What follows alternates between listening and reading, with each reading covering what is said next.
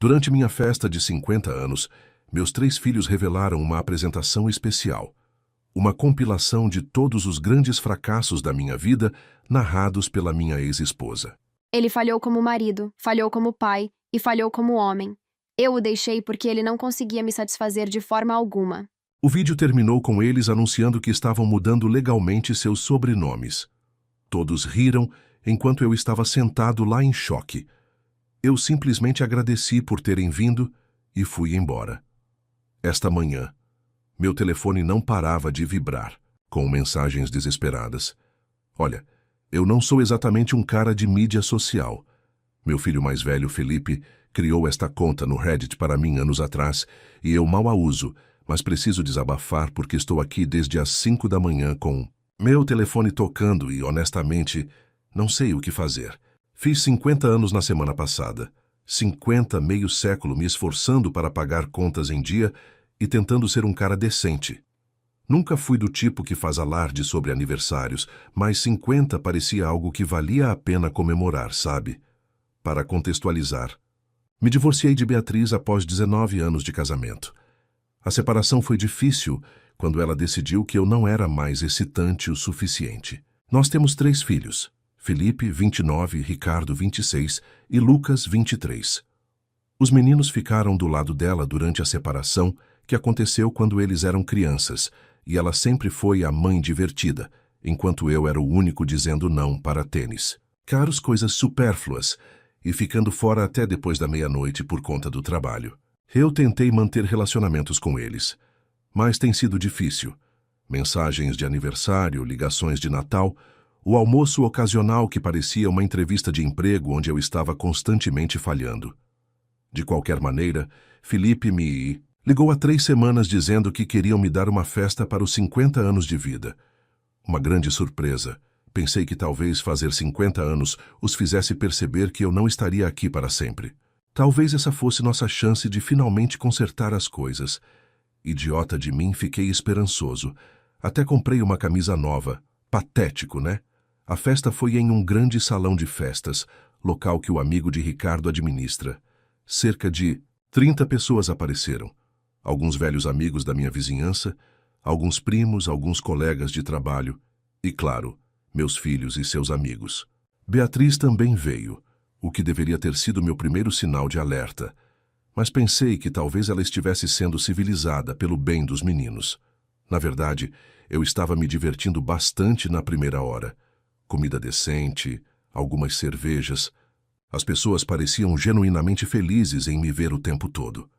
Fiquei pensando em como era bom estar errado pela primeira vez sobre meus filhos, que eles realmente se importavam. O problema com a traição é que não parece um soco no estômago. É mais como perceber, de repente, que você está pisando em areia movediça infinitamente. Por volta das 8 horas, Felipe bateu no copo e disse que eles tinham uma apresentação especial. As luzes diminuíram e eles baixaram esta tela de projetor portátil. Eu estava esperando talvez algumas fotos antigas, você sabe, o tipo de apresentação de slides cafona que as pessoas fazem nos aniversários de 50 anos. O que eu recebi em vez disso foi uma compilação de 20 minutos intitulada Os Fracassos de Gustavo Almeida, uma vida inteira de decepções. Sim, realmente. Com Beatriz narrando a coisa toda como uma espécie de narração de documentário. Gustavo Almeida, marido fracassado, pai fracassado, homem fracassado, completo com fotos de todos os erros que já cometi. Fotos do carro usado que comprei e que quebrou depois de 3 meses, a vez em que fui rejeitado para a promoção, a viagem de acampamento onde choveu o tempo todo, o deck de acabamento que nunca terminei porque trabalhava 60 horas por semana. Mas essa nem foi a pior parte. Beatriz entrou em detalhes explícitos sobre nossa vida íntima na frente de todos que conheço, sobre como eu não conseguia satisfazer suas necessidades e como essa foi a verdadeira razão pela qual ela foi embora. Como ela fingiu por anos. As pessoas estavam rindo de verdade na minha festa de aniversário sobre meus problemas de desempenho. Terminou com esse pequeno discurso roteirizado de todos os 3 meninos sobre como eles estavam oficialmente preenchendo a papelada para mudar seus sobrenomes para o nome de solteira de Beatriz Silva. Felipe realmente disse, e eu me lembro disso palavra por palavra. Preferimos não ter pai do que um que nunca apareceu quando era importante. Eu sentei lá completamente congelado. A sala estava um silêncio desconfortável, meio riso nervoso, todos olhando para mim esperando que eu desabasse ou explodisse. Eu passei minha vida inteira sendo o cara que não fazia uma cena. Então, não fiz. Levantei-me, agradeci a todos por terem vindo e saí. Entrei no meu carro, dirigi para casa, sentei-me na minha casa vazia e olhei para a parede até o nascer do sol. Era sábado à noite. Agora é quinta-feira de manhã. Meu telefone não para de vibrar desde segunda-feira. Descobri que eles precisam da minha assinatura em alguns formulários para sua preciosa mudança de nome. Todos os três, mais Beatriz, ligando, enviando mensagens, para mim. Até a esposa de Felipe, Fernanda, me ligou, fingindo estar preocupada com meu estado emocional, quando eu sei muito bem que ela só quer que eu assine esses papéis. Ricardo deixou esta mensagem de voz ontem, dizendo que eu estava sendo infantil por ignorá-los. Infantil? Eu sou infantil por não ajudar imediatamente as crianças que me humilharam publicamente? O mesmo garoto que me ligou às 2 da manhã, no ano passado, implorando por dinheiro porque ele devia a alguns caras por um jogo de pôquer. Aquele que eu resgatei sem fazer perguntas. Esse é o garoto me chamando de infantil. Talvez eles estejam certos. Talvez eu tenha sido um pai terrível. Eu com certeza não era perfeito. Trabalhei muitas horas, perdi alguns jogos. Mas eu paguei por tudo. Cada consulta médica, cada par de sapatos, cada taxa de inscrição para a faculdade. Ajudei Felipe com a entrada da casa dele quando Beatriz disse que não podia. Paguei a mensalidade do Lucas, e mesmo que o acordo de divórcio não exigisse isso, eu estive lá com minha carteira aberta toda vez que eles precisaram de algo, mas aparentemente isso não significa nada. Reddit, eu não sei o que estou fazendo aqui. Acho que só precisava contar a alguém. A questão é que não estou apenas magoado, estou com raiva. Há vários anos tenho aceitado a porcaria deles, tentando engolir meu orgulho para quê? Para que eles pudessem me emboscar na frente de todos que eu conheço. Meu amigo Carlos diz que eu deveria apenas assinar os papéis e acabar com isso. Ele diz que meu primo acha que eu deveria tentar falar com eles, descobrir de onde veio todo esse ódio, mas honestamente, não sinto vontade de fazer nenhuma das duas coisas. Passei 50 anos sendo razoável, aquele que compromete, aquele que perdoa, e o que isso me rendeu? Um rolo de destaque dos meus fracassos, narrado pela mulher que jogou fora nosso casamento por seu instrutor de CrossFit. Ah, sim, esqueci de mencionar esse pequeno detalhe antes. Então aqui estou eu, telefone tocando de novo. É Lucas, dessa vez, provavelmente, ligando para me dizer o quão decepcionado eu sou por não ajudá-los imediatamente a apagar a última conexão que eles têm comigo. Eles acham que eu sou fraco, que vou ceder como sempre faço. Mas algo quebrou em mim quando eu saí daquela cervejaria. Algo mudou. Eles não sabem o que eu sei sobre cada um deles. Eles não têm ideia de quem eu sou de verdade. Agora estou desligando meu telefone e indo dar uma volta. Eu preciso pensar porque pela primeira vez na minha vida eu não vou fazer o que esperam de mim. Atualizei. Puta merda. Eu nunca esperei que meu último post explodisse desse jeito. Mais de 2.000 comentários. Minhas notificações ficaram loucas por dias. Obrigado a todos que enviaram mensagens de apoio e conselhos. Desculpe, eu não consegui responder a todos eles. Meu antigo Samsung mal consegue abrir o aplicativo do Reddit sem superaquecer. Olha assim, já faz quase 3 semanas desde aquele desastre da festa de aniversário. Muitos de vocês estavam perguntando se eu estava bem ou se eu tinha falado com meus filhos ainda. A resposta é que tá complicado. Eu não tenho ficado sentado chorando todas as manhãs, se é isso que você está se perguntando. Eu tenho planejado tudo para a minha primeira semana depois da festa. Eu fiquei completamente fora de contato. Desliguei meu telefone, tirei alguns dias pessoais do trabalho e apenas fiquei sentado em casa, pensando.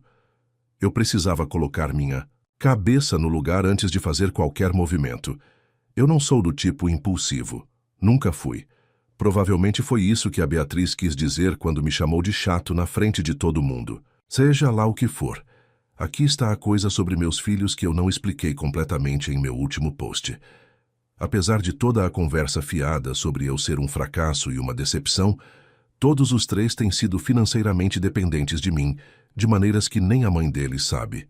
Sobre Felipe, meu filho mais velho, aquele que organizou toda aquela humilhação do slideshow, eu tenho feito metade dos pagamentos do financiamento da casa dele nos últimos 3 anos, transferindo dinheiro discretamente para a conta dele todo mês, porque ele e sua esposa Fernanda compraram uma casa muito maior do que podiam pagar, naquele condomínio chique. Felipe disse a Beatriz que eu acabei de ajudar apenas com o pagamento inicial. Mas não. Eu pago 1.200 todo mês para que eles pudessem manter suas bancadas de granito e a garagem para 2 carros. Ricardo tem um problema com jogos. De azar. Pôquer online, principalmente. Mas ele também se ramificou para aplicativos de apostas esportivas. Sua noiva, Camila, não tem ideia de que eu o resgatei 4 vezes nos últimos 2 anos, quando ele se meteu muito fundo. Da última vez custou cerca de 8.000, o que não é pouca coisa para um cara como eu, simples, que vende almoço há 30 anos. E Lucas, meu filho mais novo, sua mensalidade da faculdade não se paga sozinha. Beatriz prometeu lidar com isso no divórcio, mas de repente teve problemas de fluxo de caixa quando chegou a hora. Então, adivinhe quem estava pagando silenciosamente suas aulas, sem mencionar o aluguel de seu apartamento, já que ele não conseguia equilibrar a escola e o trabalho em tempo integral? Depois de ficar sentado com meus pensamentos por uma semana, finalmente comecei a atender suas ligações. Joguei exatamente como eles esperavam, a voz do pai derrotado, toda trêmula, falando sobre como eu só queria entender onde errei, e ainda, amá-los, não importa o que aconteça. Basicamente, eu os alimentei exatamente com a reação patética que eles estavam esperando. Eles comeram tudo. Sugerir que jantássemos apenas a família para resolver as coisas e encontrar um encerramento. Eles concordaram tão rápido que foi quase engraçado. Felipe escolheu este restaurante italiano caro perto de sua casa, provavelmente presumindo que eu pagaria a conta, como sempre. O jantar foi outra coisa. Eu apareci parecendo um mendigo de propósito. Não me barbei por dias. Usei uma camisa velha e amassada, toda a rotina do desleixado. E nossa, você deveria ter visto como todos pareciam presunçosos. Beatriz continuou me dando esses olhares falsos de simpatia enquanto os meninos começaram a falar, explicando por que tiveram que fazer o que fizeram na festa, como era para o meu próprio bem, para que eu finalmente pudesse encarar a realidade. Ricardo realmente teve a coragem de dizer que estava orgulhoso de mim por finalmente assumir a responsabilidade ao concordar em assinar a papelada de mudança de nome, como se ele fosse o pai e eu fosse a criança o tempo todo. Eu apenas assenti, olhei para o meu prato, ocasionalmente enxugando os olhos, como se estivesse segurando as lágrimas por dentro, embora estivesse fazendo anotações mentais de tudo o que eles disseram. Cada comentário cruel, cada olhar condescendente.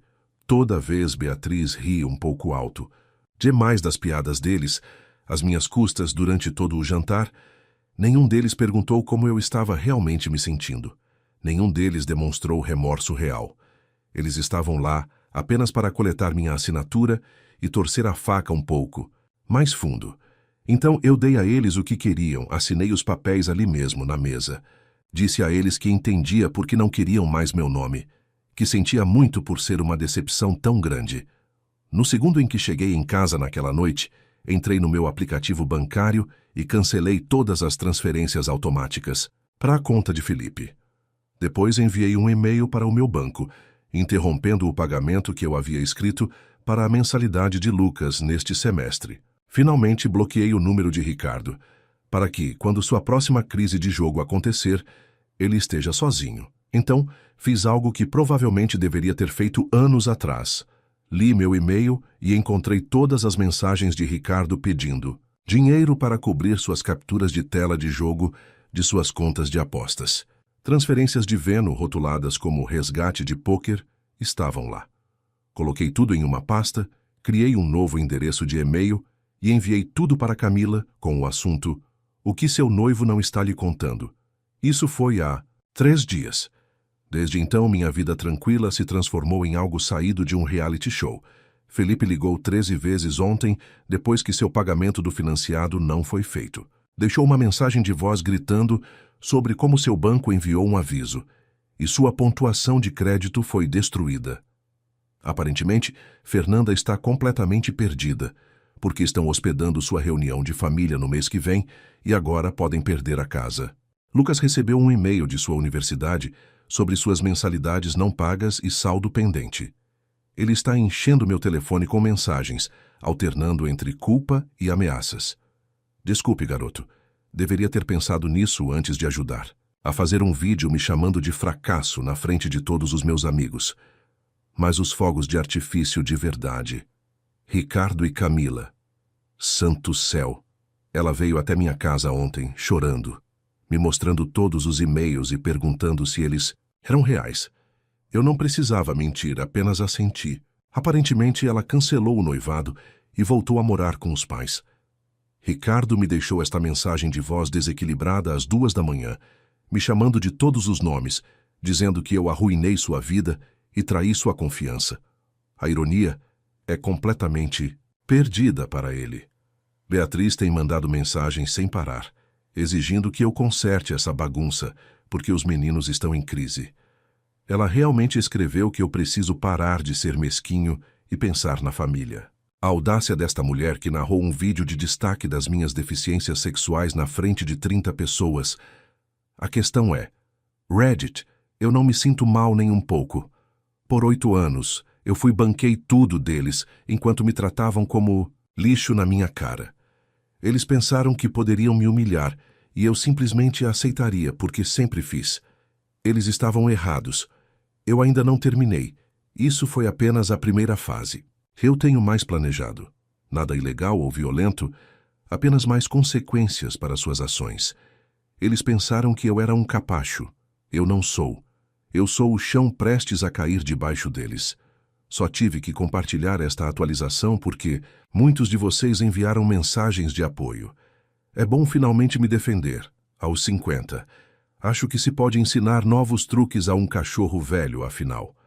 No sábado seguinte, disse a eles para nos reunirmos, resolver algumas coisas e para virem, com fome, porque eu pediria comida. A velocidade com que todos concordaram era incrível. Passei a manhã limpando, não porque me importasse com o que eles pensavam da minha casa, mas porque isso ajudava a manter minha mente limpa. Coloquei lençóis limpos na cama de hóspedes, mesmo que ninguém estivesse hospedado. Velhos hábitos. São difíceis de morrer. Acho que pedi uma quantidade ridícula de comida daquele restaurante chinês perto da rodovia. Todos os seus favoritos. Carne e brócolis do Salvador, o caranguejo de Damão e até mesmo a sopa picante e azeda favorita, da Beatriz. Me custaram quase 350 clientes com taxas de entrega, mas valeu cada centavo pelo que estava prestes a acontecer. Todos chegaram com 10 minutos de diferença um do outro praticamente. Beatriz foi a primeira, 20 minutos mais cedo como sempre, provavelmente esperando me pegar sozinho. Os meninos apareceram bem ao meio-dia. A tensão na minha sala de estar era grande o suficiente para cortar com uma faca. Todos pareciam terríveis, para ser sincero. Felipe tinha olheiras, Ricardo claramente não se barbeava há dias, e Lucas parecia ter perdido peso. A Beatriz eu podia ver a tensão em volta dos olhos dela. Eu interpretei o anfitrião gracioso, distribuí pratos, servi bebidas, conversei um pouco sobre o clima. Todos estavam claramente impacientes, esperando que eu trouxesse dinheiro. Ricardo ficava checando o telefone a cada 30 segundos. Felipe estava fazendo aquela coisa de bater o pé quando está ansioso. Lucas mal conseguia fazer contato visual. Quando todos comeram, eu disse que tinha uma apresentação especial que queria compartilhar com eles. O olhar que trocaram entre eles não tinha preço. Essa mistura de confusão e preocupação. Peguei meu laptop e conectei na TV com aquele cabo HDMI que nunca consigo acertar na primeira tentativa. Então apertei play. Era a apresentação de aniversário deles para mim. O vídeo todo humilhante que eles mostraram para todos na minha festa. Pedi ao amigo do Felipe que dirigia a cervejaria para me enviar uma cópia, alegando que eu queria para as memórias. O áudio estava cristalino. A narração de Beatriz sobre meus fracassos, o discurso do garoto sobre mudar seus nomes, a risada da plateia, tudo isso.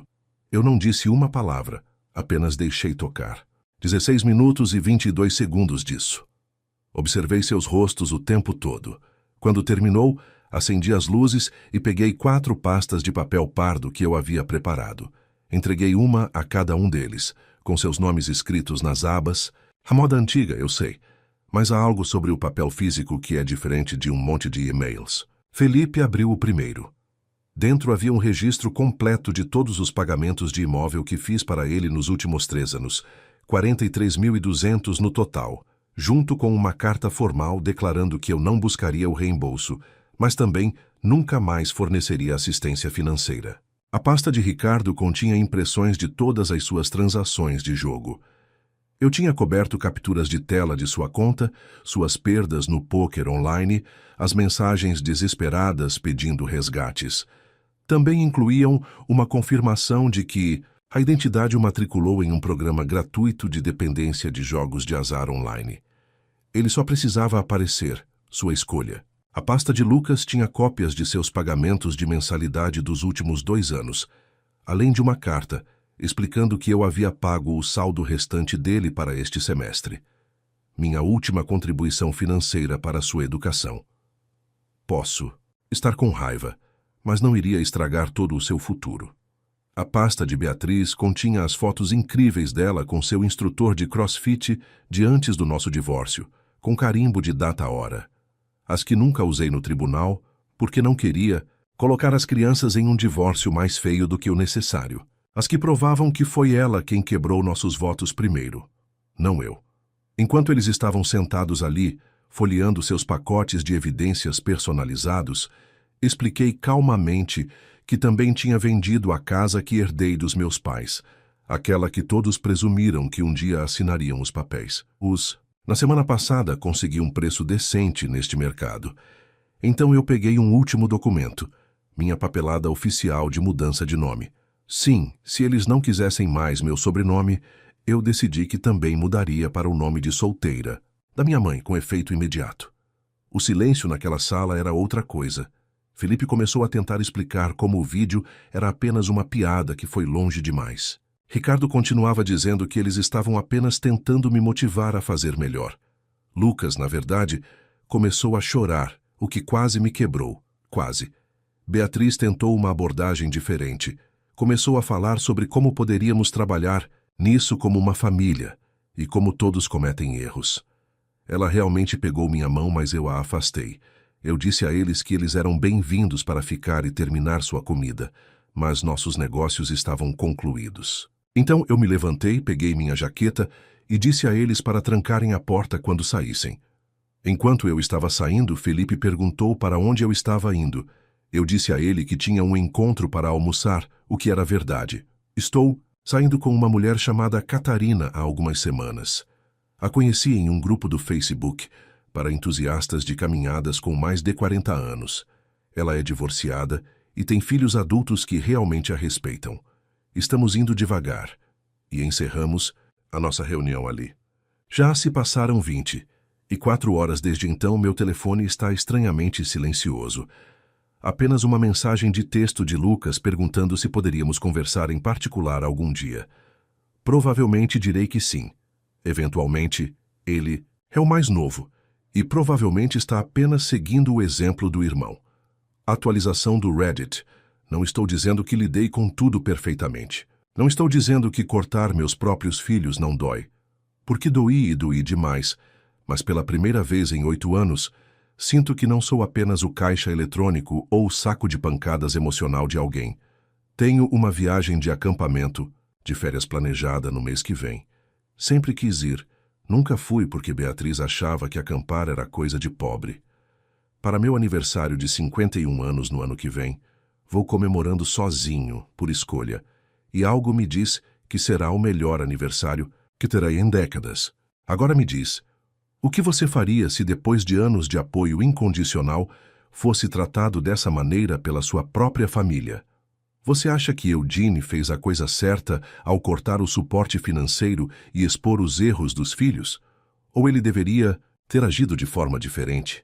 Escreve aqui nos comentários, eu quero muito saber. Se você gostou do vídeo, clica em curtir e se inscreve no canal também. Assim você não perde nenhuma história emocionante. E não esquece, deixa também um comentário com uma classificação de 1 a 10 para mostrar o quanto você gostou. Assista também ao vídeo que agora está aparecendo na sua tela. Até breve.